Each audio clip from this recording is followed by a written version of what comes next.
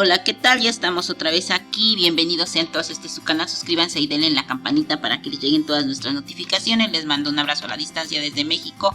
Buenos días, buenas tardes y buenas noches.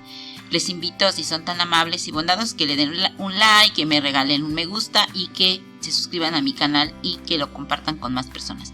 Bueno, por favor, si son tan amables, también los invito a que pasen a visitar mi página Maestros Paquito Nale y van a encontrar muchas estrategias de enseñanza, aprendizaje. Tenemos ideas, canciones, cuentos, psicomotricidad fina, cómo trabajar los sentidos, método didáctico, cómo trabajar los medios de comunicación. Tenemos un examen de filosofía, tenemos cómo trabajar con niños psicópatas y muchas actividades de enseñanza, aprendizaje. Tenemos desde educación inicial hasta la universidad. Y hoy vamos a ver cómo podemos trabajar la historia en primaria y en secundaria, inclusive en la universidad. La enseñanza de la historia en educación básica reaparece entre las preguntas: ¿vale la pena planear tanto para repensar y con detenimiento para qué enseñar la historia en primaria, secundaria y en educación media superior?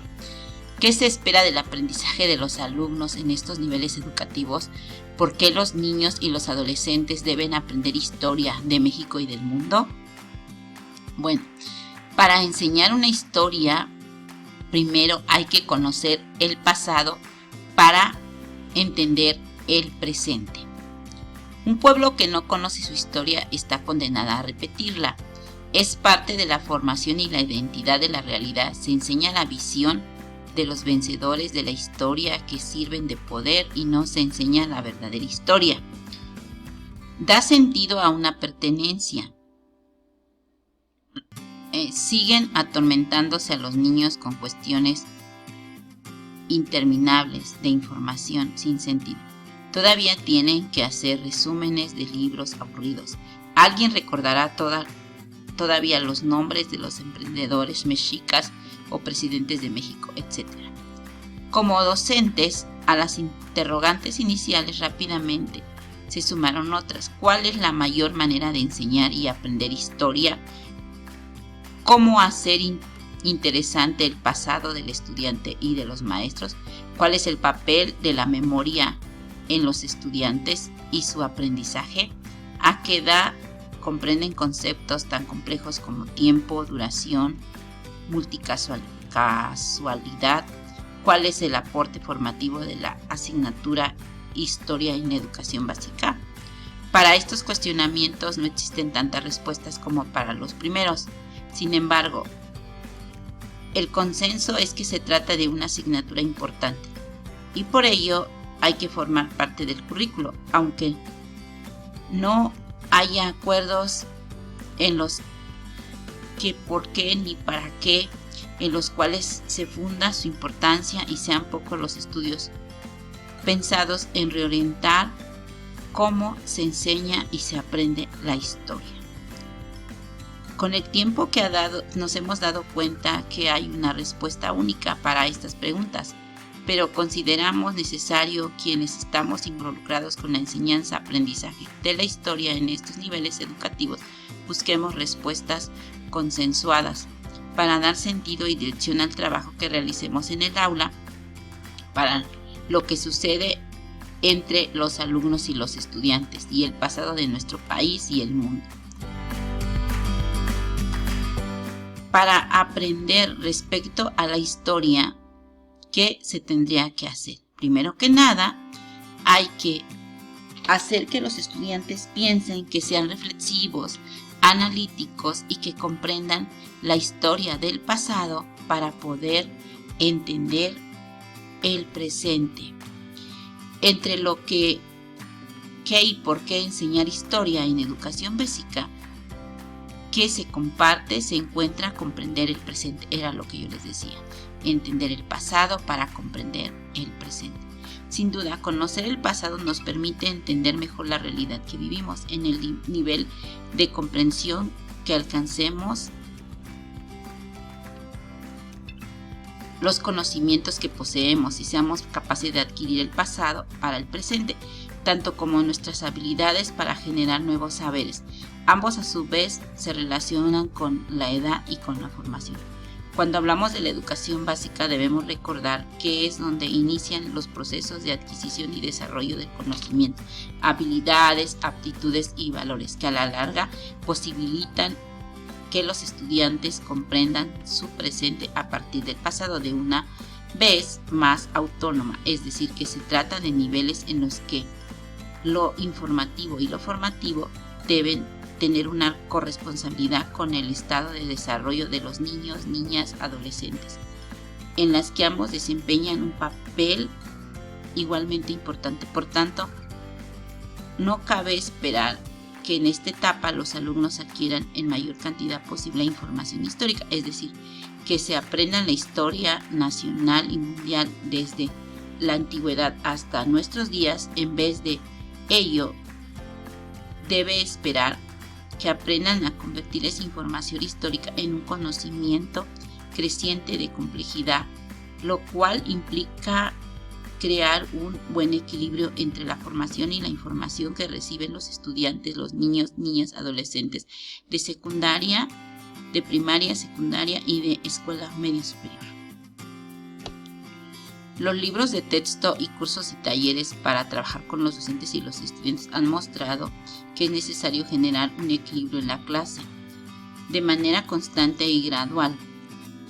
Se describen dos aspectos: formativo, que permite crear un balance con la información sobre la historia de México y del mundo que se ha establecido en el currículo. Este trayecto educativo tiene un vocabulario y un conjunto de habilidades básicas.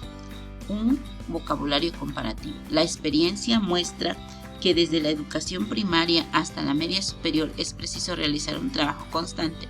Las unidades de medida, el tiempo y los términos y conceptos propios y la disciplina, a fin de compartir con los alumnos un vocabulario que les permita aprender sobre el pasado. En cuanto a las primeras, es recomendable el uso constante de años, lustros, décadas, siglos, milenios y eras, así como la corresponsabilidad entre los años expresados con números arábicos y los siglos con números romanos. ¿Cuántas veces no hemos visto al estudiante de bachiller que no logra comprender estas cuestiones? En cuanto a los términos propios de la disciplina, se han logrado los avances de los aprendizajes cuando se comparten los significados de un hecho, un suceso, un proceso, un periodo. Si los estudiantes no logran distinguir cada uno de estos conceptos, cualquier relato histórico puede convertirse en discurso de nombres, fechas, datos sin sentido. La diferencia entre el proceso y periodo particular da importancia, pues en ocasiones los estudiantes incluso de la licenciatura muestran dificultades para argumentar la Revolución Mexicana u otros. Ello se agudiza cuando se utilizan sin distinguir orden de palabras por era y descubrimiento de época, o el cine de oro mexicano o la edad moderna. También es importante que el trabajo constante con términos y conceptos permita la ubicación de sucesos del tiempo. ¿Cómo puede comprenderse un relato histórico si se desconecta del significado antes, después, durante, mientras, al mismo tiempo, todavía, aún, hasta, desde, constante, frecuente, antiguo, enseguida, ocasional, reciente, por citar algunos términos comunes en la historia? Es significativa la cantidad de problemas de comprensión que se suscitan en los alumnos que desconocen el significado de tales términos. Los estudiantes y la experiencia de los docentes muestran que no deben darse por sentado que el estudiante comprenda el significado de las frases. Antiguamente, los purépechas utilizaban la madera para elaboración de juguetes, pues para un niño de 10 años antiguamente es tan indeterminado y ambiguo que puede decirse nada acerca de la ubicación temporal en lo antes descrito, en atención con la edad y con la vivencia respecto al paso del tiempo en los alumnos de primaria, máximo 12 años, secundaria 15 y media superior 18. Es necesario cuestionar que entender cuando se dice hace muchos años o décadas recientes. La falta de constancia en la creación de un vocabulario común genera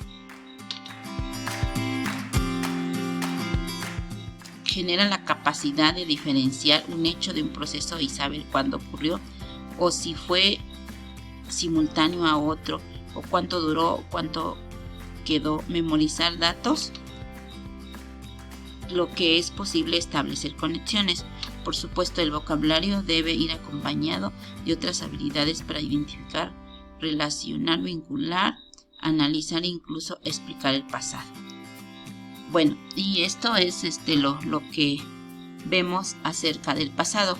En el trayecto de la educación obligatoria y el aprendizaje de la historia adquiere un sentido para los alumnos cuando, en vez de solicitarles que recurran a datos, se les pide que identifiquen relaciones y clasifiquen y comparen y analicen la información histórica, y cuando se les da los elementos para que elaboren y expongan sus conclusiones.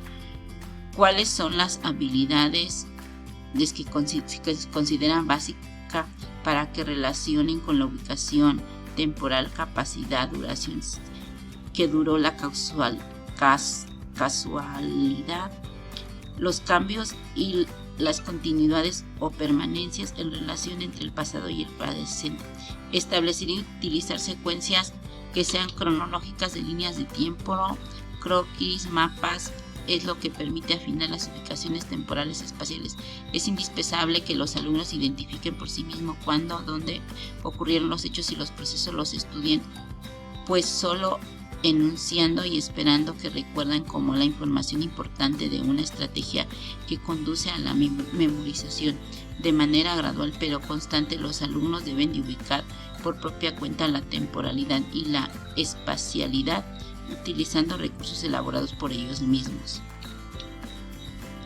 Para reconocer cuando dos hechos o procesos o periodos son simultáneos y existen o no relación entre ellos, una de las habilidades necesarias para el manejo de la información histórica, que ampliar la perspectiva de orden cronológica y dar sentido distinto a la temporalidad, la posibilidad de vincular, comparar, analizar o simplemente identificar lo que sucede al mismo tiempo en diferentes espacios también aporta un nuevo sentido a la información.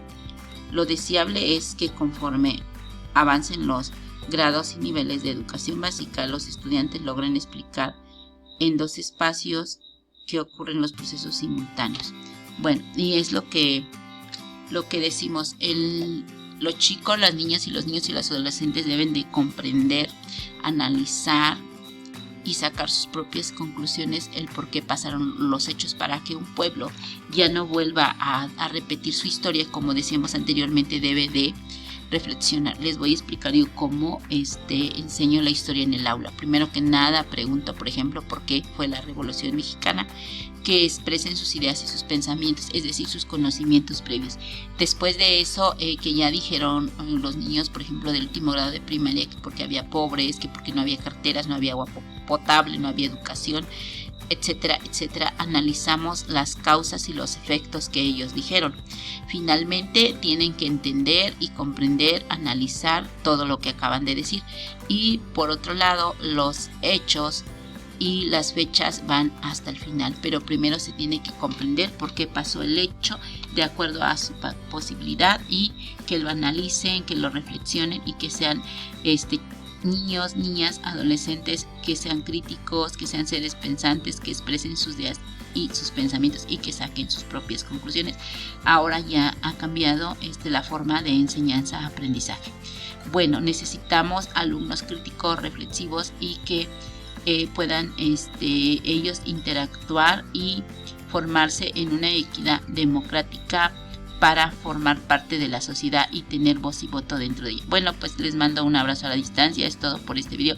Que Dios los bendiga. Que pasen un día maravilloso. Nos vemos a la próxima. Hasta luego. Adiós.